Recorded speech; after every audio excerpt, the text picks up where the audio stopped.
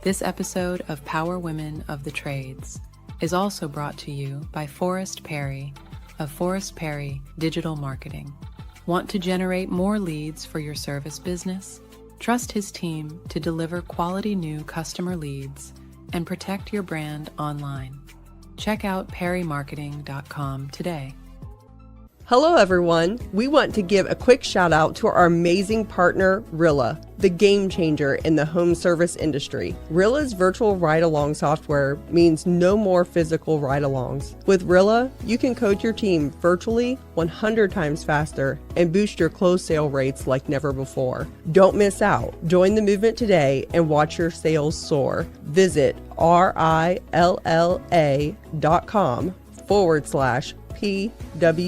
to learn more. Most businesses' online presence is boring. And by being boring, they're losing out on potential sales and customers. Being interesting and exciting is what draws customers in and gets them to buy from you. But it's hard to be interesting online when you're focused on running your business and taking care of your customers. It doesn't have to be this way. We have the key to unlocking the solution to your problem. Key Heart Marketing can help take your business from boring to brilliant on social media. We can vouch for them. They run our podcast socials. If you want to have a strong social media presence that allows customers to know, like, and trust you, connect with Key Heart Marketing at keyheartmarketing.com. Welcome to Power Women of the Trades podcast. This show is all about breaking barriers and changing the game.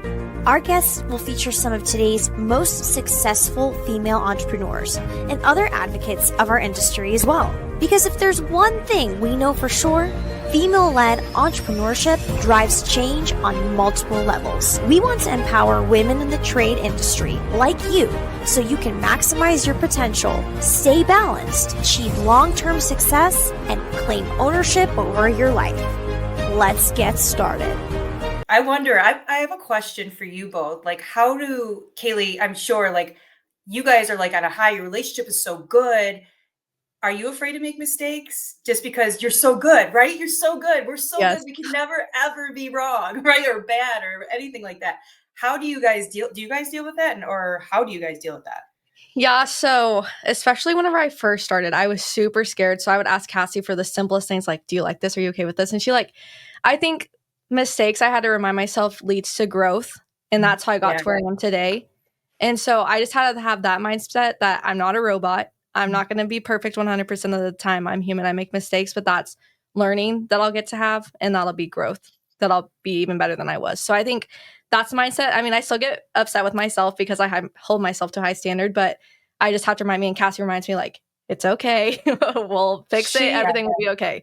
So I think that's how I handle it. I can tell you that, like, a couple things, like anytime that she messes up, she apologizes, and I appreciate the apology. Only, not that I am like, because I'm always like, girl, it's fine, you know, but I appreciate that she is finding that in herself, because apologies are important, like coming from a family that didn't apologize to each other, you know. So I always think that that's important when someone has like the pride, like they can humble themselves to say, I'm sorry in general, even though I'm going to be like, it's not that big of a deal, because she will, you know, if she forgot something or she didn't do something, she'll be like, I'm so sorry. I'm like, yo, it's fine. You know, you're a person, you know, and she has a lot on her plate. She carries a lot because she manages the everything, you know, and so she does. But I think it's just having grace with each other. And she knows too that I've never in my life like ripped her head off or yelled at her, but she knows when I've had too much, you know, and so she can just turn around. I'll see her like slide by my office and then turn around, and she'll text me tomorrow. And then I'll be the one that's like, I'm sorry, I could not speak to you today. I'm sorry that I didn't do this. I'm sorry, whatever. And so I think for us, it's just making sure that we communicate. And I mean, really, that's the secret of this entire life, guys, is just knowing how to communicate. And you know, it's not intentional. Right. Yeah. I mean, you could just see it, Kaylee, just through social media with you, you know, and I know social media is kind of fake but but you can see it, just how proud you are to work there and how much you truly care about it, right? Yeah. Yeah. You could also be putting like, "Oh, it's Monday, I hate this," you know, although it is Monday, but Right? No, I know. It's so funny. I I think the big thing is too on that is, and I try to remind all of our office staff that I see, anybody really, of every day doesn't have to be perfect. You're Yeah. not robots. I do not want you walking in here like, oh, yay, yippee, yay, yeah, blah, blah, blah, blah. Like I'm not expecting that. Like today could be just a bad day for you. And that's okay. Last Monday was an atrocious day for me. It was for no reason. I think, well, I guess we're in a Mercury retrograde, which I really believe that crap right now. And then every time I turned around, it was like the craziest things were happening and the questions and the thing. And it was just an awful day. And no matter, I can normally fake it. Like I can flip a switch and just fake it. And then my family's going to get the wrath of it later, probably. Yeah. But there was nothing in me that could have faked it. And then I probably needed to just leave, but I couldn't because, it was just one of those days. Yeah. But I apologized. I think I apologized to like 6 people after that day because I was like, I don't know what happened, and everyone's like, Yeah. it's fine. Like you're a person too. And that was a proud moment for me because I try so hard to remind people that they're just people. Yeah. We're all like a bunch of adults. No. We just say that we're adults. We're adults. But we're like literally living life without a playbook. Yeah. But expecting to know what to do. Yeah. In every decision. We're expected to know that in everything that happens in our life. And this, like, you cannot prepare for everything. No, you can't. And I love that. That's refreshing to hear. Yeah. Yeah, I think we have to remember, like, there's going to be someone that most likely has a bad day because when have you had 50 good days in a row or how many employees you had? There's always going to be someone. So, and I think that goes back to the culture part too. Like even just saying good morning to someone in the morning could change their day completely. Huge. Oh, speaking of that, we call Kaylee our chief happiness officer, which we got from you. Yeah. Right? Didn't we get it? It was someone at the event. Someone at that was event. their, whenever we went around the room and we were like, what's your role? Someone said, oh my God. And then Cassie was like, that's your side title. I swear it was you, Kelly. Like you were saying, I was. It probably was. So I was probably so drawn to you guys. Like, and especially that time in my life, I was just like, oh, I remember what it's like to be like this. You know what I mean? It was awesome. But we call Kaylee our chief happiness officer because look, she smiles. Her smile's contagious. She's happy. She's whatever. But so she spends her mornings talking to our technicians, hanging out, and that's important stuff, man. Like, especially your technicians, because they're leaving and going to go be in a vehicle by themselves for the rest of the day. Yeah. That was big for us to do daily huddles, or even the time, like, I didn't know, like, a lot of companies may have gotten away of like meeting at the office first. So meeting at the warehouse first, like a lot of companies don't like that, but I miss that. We all miss that, good morning, what's happened, what's going on? Oh, yesterday, oh, your truck's dirty, or look at, the camaraderie that they had. Like, yeah, that was important. It made a difference throughout their whole day. It does. We have a lot of trainings daily. So some department has some, like, is here every day. Yeah. So, but I agree with you on that. Like, we used to be the company that everyone met at the office every morning at 7:30. And it's so hard, especially with, every time you turn around, there's a highway being worked on. And yeah. And I agree too, to an extent where, every day you don't need to be coming here. And then they don't leave for an hour until after they were supposed to leave, right? So we understand that. So, but I just think once in a while, just getting together, or what we used to do is we used to like drop by their work place, like wherever their job that they were at, and maybe like stick a treat or something in their trucks. Oh, that's fun. Just so they came out, and that's what we did. Or we used to give them Lay's and then bring them like some kind of Hawaiian treat. That was cool, that's exciting. That's fun. Those are the things that matter, though. Like, that's the type of stuff that doesn't cost a lot of money. There's no like secret there. There's no how much can I pay to get that lead through that? Like just actually treating your people, your employees well, it Yeah. funnels from there. If you Yeah. just start with the employee is the number one priority, everything else funnels. And I really got that through Costco. You know, when I went, and I'm not sure how much things have changed. I do keep in contact with a lot of people that still are throughout the Costco's in the United States. But when I started, they were like a 4% turnover rate. And that was mostly just, you know, people that just didn't come into work, right? That was just, it was a big deal to like really support our people, our vendors, you know, like, and our customers. And when all that felt right, everything worked out. Again, the money, the revenue will come to you. Every time it will. So, Kelly, what's been the most rewarding part of your career so far, if you had to pick something? Oh my gosh. I think my most rewarding is being able to have confidence again, to move forward in marketing, because marketing changes every day and people are looking to you for a quick fix. And I think just owning where I was at in marketing, and let me tell you, and I don't know if I can, but Lance Bachman and Bill Russell gave me that back. Good. Yeah, they really did. I worked with them and they just made me stick up for myself. They made me figure it out and they wanted to hear from me. And it was a win-win. So I think the most, I don't know, what was the question? Rewarding. The most rewarding, I think, is just finding myself back in marketing. Because again, I mean, you can get burned out. You know, you can get burned out because you're working with certain companies that purchase a lot of other companies. Yeah, I think finding my voice again in marketing. I think for a while I didn't have it because it can get pretty, again, burnt out. Well, and it's easy to get burnt in marketing because, you know, Kaylee and I were sitting down a month or so ago, and she was like, it's so stressful being responsible for every call that comes into this place or something along those lines. And I was like, take a breath, you know, yes, ma'am, you are responsible for everything that comes into this place. And I'm so thankful for you, you know. What happened? So this is my theory is 2020 came along and everybody was making money. This is, you know, every lead was a great lead. It was like a golden nugget placed into every technician's hand. And 2025 now, and you can disagree with me, but I just think they think that the 2020 momentum is still going on. And it's not. People are looking elsewhere. They're getting second, third opinions. You know, they want to be sold. And it's now we got to keep that branding still going. Yeah. Yeah. It's rough, but there's just a lot of responsibility in marketing. And I think sometimes you just got to give yourself a little bit of a break, or you could get that burnout I say all the time as a freaking owner, like, who gave me the keys to this freaking building?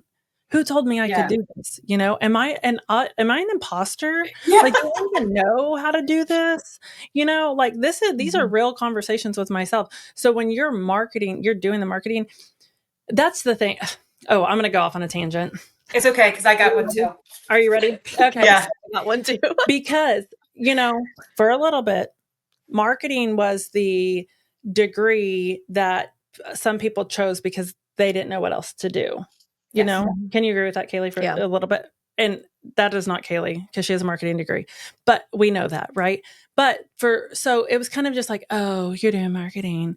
Oh, you know, and then we had people in our industry specifically that were calling marketers, marketing like CSRs, which is a part of the marketing.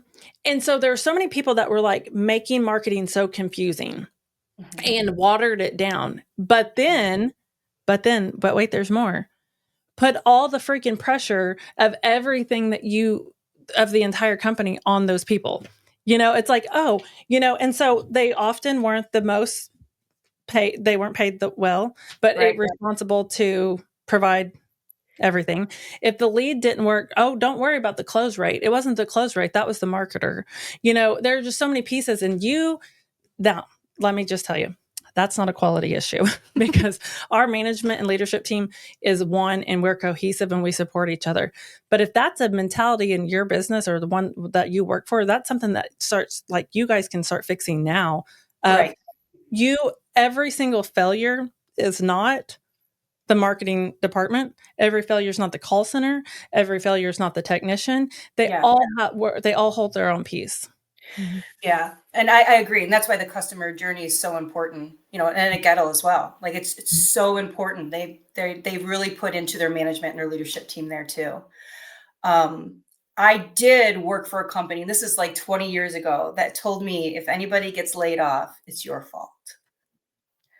So I carry that with me. And sometimes I'm like, if one lead just doesn't have a great experience, but then again, that's how I got really deep into the data and really understanding data, and why data is so important to me is just so I can, you know, reprogram my mind to say, no, this is what happened. This is why we have to, you know, follow it through and say, oh, it's integration. It wasn't even integrated. Or maybe, hey, what's the morale like in the call center?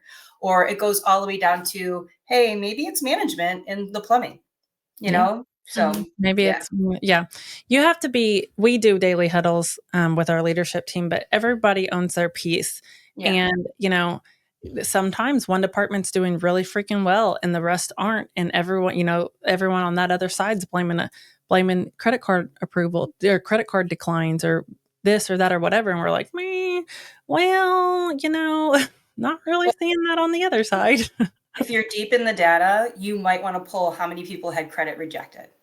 You know, that's what we did. We just pulled that and to see, and then we backtrack to see where our data came from, right? So maybe it's a certain area where we're collecting the leads that isn't producing well. Yeah. So we go all the way down to that. And it's again, just having clean data.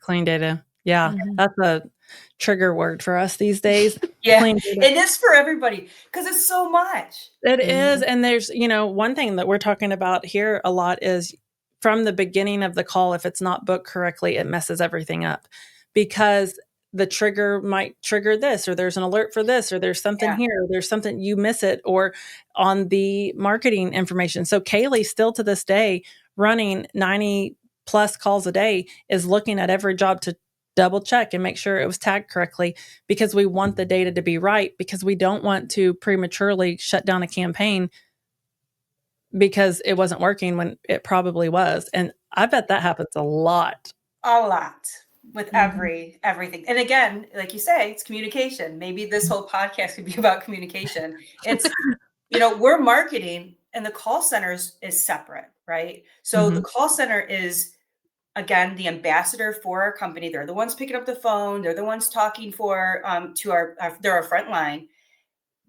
But I don't know how they work. So I am trying to understand what they're doing, but I just, you know, I had to just go to the call center and just sit in the call center for a couple of days. And then I understood, you know, because there are so many options. And if you're using certain CRMs, there's plenty of options. And sometimes they give you separate and different options, you know, different data. So I like to, so we moved part of our dispatch and CSRs are separate, and our CSRs set in the same room as the dispatchers and those service managers. And I like that because they can hear what's happening and what's happening on the phones. But the technicians, when they're coming in and they sit with their service manager for a little bit, they're hearing it. And so I think it's important for our technicians to hear what the customers are saying, or what the CSRs, or the types of questions they're having to answer, or the things that, you know, there's so much that happens in that call center. And those CSRs, I wrote down actually that you said those are the ambassadors. We always write notes. Yeah. But I am too. I love that is, that's how I feel about them, but I've never used that verbiage. And so I love that because they really are the ambassadors of your brand. They are the people that are speaking for all of us. And if we don't have an opportunity to go to that customer's house, they are the link to it, you know, good or bad. And so you really have to have that really, really fine-tuned. And you have to understand them. You know, you really have to understand the call center. And call center and marketing, typically it's like, I brought you a lead. Why didn't you book it? Right. But they actually can work together and there again, communication, ambassador, all that good stuff. Once that customer journey, you see it go and flow there, then your next stop is the technicians, and then it's the sales, and and then the follow-up. Do you guys do happy calls? Yeah, I think we go through phases. Well, okay. Yeah. The answer should be yes, right? Did you love our hesitation there? The answer should be yes. When we have CSR, if we're staffed well there, but you go through phases of maybe someone got promoted and then did we refill that spot or did we do this or whatever? And so something always breaks, Yeah. So I can't say that we are always doing happy calls as well as we have in the past, but I know that the huge benefit of them for sure. Mm-hmm. I think for me with affiliate leads, a lot of people have like a bad, I don't know what word I'm trying to look for, just a bad attitude towards the leads that comes in, right? They're like, oh, they're junk leads. I'm never going to be able to sell it, right? And so my job right now is to try to bring a really good momentum around these leads because we're implementing programs that have they filter out those bad leads. And they're going to be, or they're exclusive leads where only you are getting the call, or they're more customer intent, right? So they actually chose you and they know they're calling you and they want the service. But when it starts to get to maybe a technician, the technician's mostly just but when it comes to the technician has a bad attitude around these leads. So I'm just trying to change it. I'm trying to do extra things like filtering out the bad ones, filtering out the spam ones, being able to, just get a better feeling. But what's great is these young technicians are coming in and fresh technicians. I don't mean age-wise. And they're getting these leads and they're flipping them and they're working well. And I think it all has to do with a lot of training. Again, this is just a step to get into the home, and then you take over. That is a huge piece of that for sure. As fresh technicians doing something that that's why I say be careful just shutting down a campaign unless you have hard data. Mm-hmm. Because sometimes, we used to have someone that worked here. He does not anymore. Actually, I was about to say I'm the gonna same be thing. so careful with what I say because they listen to every word that we say and put out there. And I just hope that they're listening. But he was the first one to blame a campaign on his close rate, a zip code on his close rate, a demographic for his close rate, a campaign. And then when that person no longer worked here, all of those things were fine. It was just the mentality that he had against that specific lead. And he just decided that lead was never going to work. And it was like, it was always, it was you, and so you got to pay attention. Don't let your team tell you incorrectly. Mm-hmm. But I think that's great because you always weed them out. Mm-hmm. But it's also just, really equipping your management, your leadership too, with just, hey, listen, this is how many of these leads we got in, and this is what we're turning around. These are, and then again, when you say that the call center and the technicians are sharing rooms and they're hearing these calls, even if you mask them, the CSR is still going to make sure that the technician, not make sure, but might be slip up that, hey, this is actually that kind of lead, from an affiliate. But they've been successful. And for us, and especially, I've talked to a lot of smaller HVAC companies that are starting out. They love them because, again, it's just a foot in the door. And they're excited, though, also to share their brand. They're fresh and they're new. And then they're gaining customers and a little community. So, yeah. I like it. Well, Kelly, we've taken so much of your time, but we really appreciate getting to catch up with you. And it's been a while, but I love knowing that you're doing so many cool things and then taking it back to our original Charleston trip. Yeah. That was a trip that it was the first time you flew, got in an Uber for the first time, and we almost got in a wreck with the Uber. Oh, and I my was like, goodness. So I was trying to make small talk, and I'm like, so how long have you been Ubering? And he was like, tonight's my first night. And we were like, oh my God. We're like, let us out. That probably factored our decision to walk back from Walmart. That's why we walked.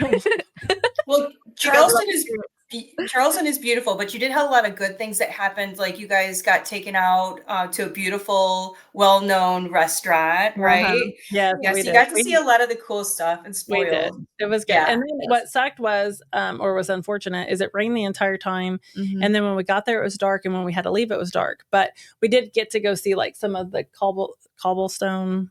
Is that what it is? The ground, and then over some of that stuff, but it was in the dark. So Yeah. in the dark. Well, but it we was should just fun. meet up there again. Oh, we Yeah. should. Beautiful place. We should. When Well, it's sunny Kelly, and warm. it was so great to talk to you, and we are excited to get your episode out to share with others. And thank you for spending some time with us this morning. Yes. Yeah, same. I love seeing you guys. I love being around you too, even if it's virtual. It's good energy. Thank you. Thank you. This has been Power Women of the Trades. Like what you hear so far? Leave us a review in Apple and make sure to listen to our other episodes wherever you enjoy listening to your podcasts. Thanks for listening, and we'll catch you on the next one.